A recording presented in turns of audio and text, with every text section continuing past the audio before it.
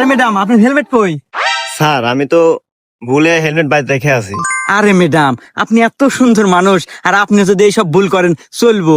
এই যে রাস্তাঘাটে চলাফেরা করেন, যদি হঠাৎ করে অ্যাক্সিডেন্ট হন, ব্যথা পান, একটা সমস্যা না? আচ্ছা স্যার, ভুল হয়ে গেছে, এরপর থেকে নিয়ে বের হবো।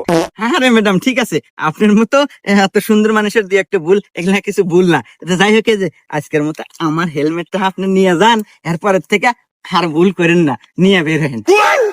আচ্ছা ম্যাডাম যান। এ বন্ধু, আমি তো প্রথমে পুলিশ দিয়ে ভয় মুতেলা দেবেন ছিলাম, তারা দেখছে না পুলিশটা অনেক ভালো, নিজের হেলমেট পরা দিল। হ হ মুখেতা কিছু করবো না। বাবাজি আপনার হেলমেট কো?